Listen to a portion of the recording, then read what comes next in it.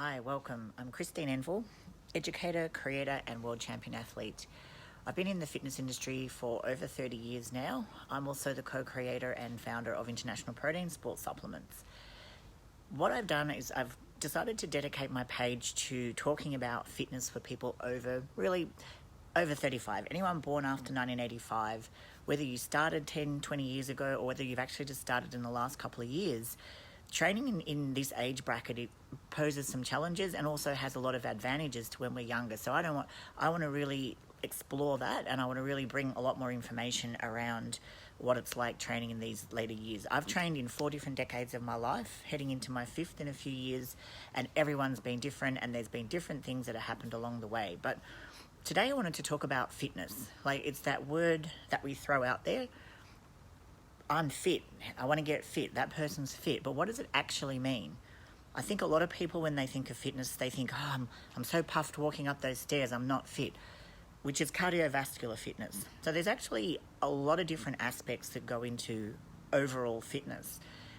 There's some which I would break down and say are health-related ones, or I want to say life-related, because a lot of the time when we're talking about fitness, we're also relating it to a specific sport.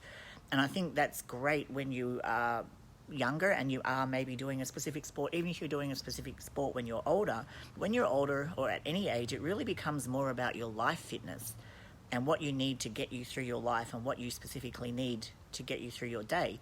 So cardiovascular fitness is one of those aspects. So what that basically is how well your heart, lungs, and capillary system, vascular system, blood vessels work at getting that oxygenated blood from around your body into your muscles, and then how well the muscles actually take up the oxygen out of that. So people would be familiar with what they call cardio. So that's exercise, which is, forcing your lungs to work harder, forcing your cardiovascular system to work harder. So going for a run, walking on the treadmill, that kind of thing. So to me, that's one of the key aspects of life fitness. And without cardiovascular fitness, your quality of life and how you perform throughout the day is going to be pretty ordinary. So for me, that's number one, to have that cardiovascular fitness, and it should be really the underlying component that you look at in any fitness regime that you're doing should be addressing that cardiovascular fitness. It allows you to walk to the letterbox at the end of the drive without getting puffed. It allows you to walk up a couple of flights of stairs without feeling like you need to sit for a little while and recover. Everything that you do throughout your day requires oxygen. So I believe that, if nothing else, your cardiovascular fitness should be your number one. Now, particularly as we age, it has so much relation to heart disease. It has so much relationship to blood pressure. So all of these health problems that creep on, a lot of them are related back to poor cardiovascular fitness. So that's one side of it. Now come the muscular side. There's muscular endurance and there's muscular strength. So to me, how I relate these to living is muscular endurance is the ability to perform a contraction against a resistance for a long duration. So not just a one-off, lift up a box, put it on the shelf, or a one-off lift. This is talking about being able to go for that walk with your dog, and you're using your muscles and you're doing it continually. So you're not just doing something for a couple of minutes, you're doing something for a longer period of time. And again, this to me is one of the other very critical, what I call life fitness components, because think about your day. Think about whether it's, just going for a walk with your kids or your grandkids, just anything that you do in your job. You may still have a physical job. Even if you're sitting at a desk all day, you have to be still, typing or doing something, like you're using your body. You might be going to get your groceries and you're having to push a trolley and unpack groceries. So that muscular endurance and being able to do something for a prolonged period of time is critically, is critical to having a good quality of life. And then that brings me over to muscular strength. And a lot of people think they don't need to be strong, but think about all the things that you do in your daily life. Pick up grocery bags. If you don't have muscular strength, you probably got to pick one bag up and go take 10 trips back and forth carrying your shopping, or picking your kids up, just lifting up your kid, or basically carrying anything, doing anything. So this all relates back to muscular strength, which is the ability to exert a force. Now, there's a new definition around this, which is saying how it's specific to each movement. You can't just say, oh, I'm strong, because it's it's so specific to a movement. So it's basically the maximal force that you can do on a movement at a given speed, and that's the technical definition for strength. But to me, what strength relates to body composition. Strength relates to muscular size. That you don't grow muscle through cardiovascular fitness. You don't necessarily grow muscle through activities that require muscular endurance. But where the connection to muscular strength comes from is how that actually grows the muscle. So to me, again, that is like that's the strength around your joints. That's the lack of pain, because a lot of the pain that people experience as they get older is just the joints starting to get loose, and you really need that muscular strength to hold yourself right, to hold your back in place, to hold your posture, to not let your knees ache because your muscles aren't strong around your legs. So those three components of fitness to me are what should be in everyone's fitness regime as they start to get older. So then we kind of move into, there's also flexibility, which to me, this again comes back to quality of life. So many people, we do jobs where we're not getting a lot of movement. We might sort of be crunched up and slouching, or we're wearing high heels, us women, so we're shortening up our calves and we're not giving that flexibility. So one of the other aspects of fitness, and I think it's one of those aspects which tends to get overlooked a little bit because it's not necessarily directly related to a fitness, everyone talks about stretching, but nobody really goes out there and says, oh, I'm going to get fit by stretching, because people don't think of it as a thing on its own. So it needs to come into as part of what you're doing, one, to also prevent injury, but two, to maintain that good quality of life where you're not stiff because you're all tight down your back, or your hamstrings are too tight and you can't walk properly. So flexibility, the ability for the joints to move in a full range of motion, and to be able to do that kind of movement is one of the critical parts of what I call fitness and what I call life fitness. So then moving on from there, there's the fitness aspects are then what they call skills. So it's not like you don't need to be fast to have a great quality of life. So speed is definitely a fitness component, which is very sport specific. But again, depending on what your situation is, speed might be really, really critical. So you may want to be able to have that as one of your fitness components. So you might look at that when you're working out a fitness routine.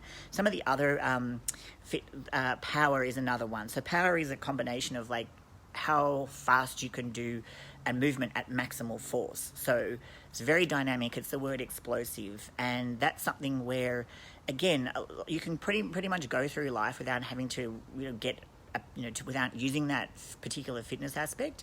But power is something which is very dynamic, and I actually believe that it makes you feel very capable, because it's like if you need to, you can snap into a movement, you can do that kind of 1 hour effort. And that's where I find a lot of the functional fitness is really great, because it's teaching your muscle fibers to recruit very quickly, but also with a maximal power. And that, at the end of the day, ends up translating into better strength or more strength, because you'll be able to power out of that movement at the bottom. So speed and power are two of the fitness components which are not essential to life, but they're definitely fitness components to look at bringing into your fitness regime. Then we have agility. Now this, again, it's very sports specific. It's very sports related. It does bring in a whole lot of different aspects, because it's the ability to change direction while still moving fast. So there's power, there's speed, there's coordination comes into it, and I think that it's something that as we get older, it's something that we really should put time and effort into training for, because again, it's that ability when you're walking down the footpath and you need to change direction quickly because someone's coming the other way, or you anticipate something, suddenly a car pulls out and you have to dodge it. And I think as people get older, that's where things tend to go wrong, because people try to move quicker, then they fall over and then they sprain an ankle or they hurt themselves. So don't underestimate the ability to need agility in life, even if you don't need it for a specific sport. I believe that you go for a walk, you go into a public place where there's people around, and you're having to change direction. You're having to look out for these things, have to anticipate something's coming. So I think that that's a really important fitness component that we should be looking at as we get older, and trying to work that into our training programs and not just focusing on one aspect or another. So I'm going to move my little sheet here, as I did take some notes. Coordination is another one. Now that again, in sports fitness, people talk about coordination being very, very sports specific. But this is something where I see as we get older, again, that ability to do things smoothly, for everything to work together for, because basically that's, hand-eye coordination is, being able to, say, catch a ball or throw a ball, but coordination is your body just working together. So if you lose that ability to fire your muscles in the right sequence, again, you run into trouble of losing balance and, people having accidents and falls and those kind of things that, you don't think about them now still in your 40s, but as you get into the 60s and 70s, that it's lack of mobility, lack of flexibility, lack of agility, lack of coordination, which actually causes a lot of those kind of injuries that older people do suffer. So I think, if it's not needed for your sport when you're younger, it's not such a big deal because your body naturally tends to have that rhythm and that gait. But as you get older, it's definitely something that, as the flexibility goes, as the strength goes, as all of those other fitness aspects go, you can run the risk of losing that ability to move freely. Balance. Now, balance is a big one too, which I think we take that for granted. I know I do. You think you're okay, and then you go and do a movement where all of a sudden you got to stand on a bosse ball, and or you have to do something one-legged, and you realise that your balance really isn't where it should be. And again, you can kind of get through life without really needing that. I mean, we take for granted that we don't fall over. But what it can show is it can show often, an imbalance in the strength between one half of the body or of the other, or a tightness. I know for a fact I have my left side in my hip flexor region. Anytime I try to do some type of one-legged, stiff-legged or squat or something like that I might do in F45, I really notice that I need to get this thing worked on because there is an imbalance in my body. One side is tighter than the other, and it is starting to affect my balance. Now, why that is so important as we get older, that ability to stay on 2 feet, to be able to deal with a sudden change of direction, or you look the wrong way, and all of a sudden if you lose your balance, that's where people fall and hurt themselves. So again, I talk about my mum a lot, and she's 81, and she started doing balance exercises because the local health community health centre recognises that that's where older people are getting into trouble, is when they lose their balance. So she has to do a series of little exercises. You realise how far she's gone backwards because, again, you take for granted that you have these fitness skills and then you don't lose them and you realise that you've lost them. So balance is static or dynamic. So, static obviously being where you have to hold balance without really moving, and then obviously dynamic is something like surfing, where you've got stuff coming at you from all directions. But like I say, walking down the street as you get older, balance becomes dynamic. Like dynamic balance becomes actually a very fundamental and basic thing that you really need to be able to do. So that's one of the other aspects. I think I have covered off on the majority of them. Now, when I studied this, they were really just looking at the sport specific fitness components, and I used to always wonder because the argument was, you can be fit and fat. Doesn't matter if you're carrying a little bit of fat. If your VO2 max is good, if your cardiovascular endurance is good, if your strength's good.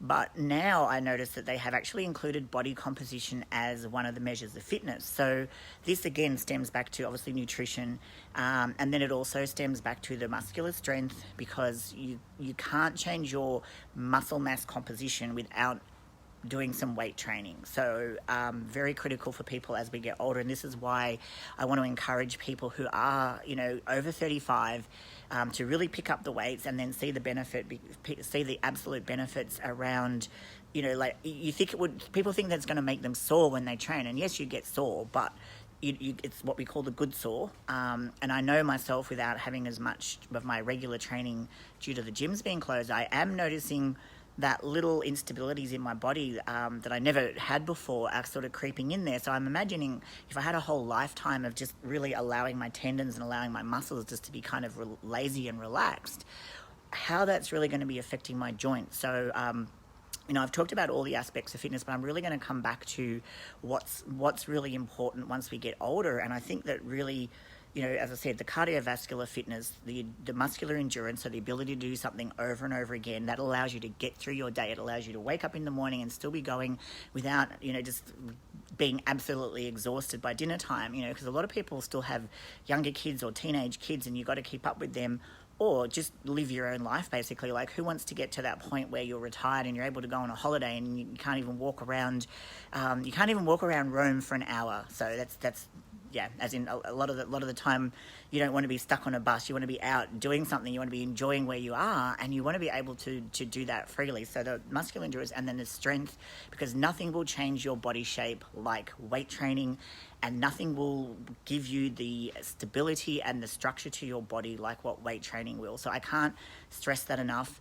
And then as we get much older, so going into that 60s and 70s, we really got to start looking at balance, coordination, but along the way, if you don't have a specific sport that you're training for, because sometimes when you are training for something specific, you don't want to bring in those other aspects. So back when I was competitive bodybuilding, endurance, cardiovascular obviously came with cutting up for a competition, but I didn't need to be able to run a marathon because it was going to be counterproductive to what I was trying to do with the weight training. So that's all great when you are doing a specific sport, but as I say, as we get older, we need to incorporate more and more of those aspects into our fitness, and not just focus on one thing. So anyway, that was just a quick overview of what the components of fitness are and why it's so important as we get older to incorporate all of those aspects. Thank you very much for watching.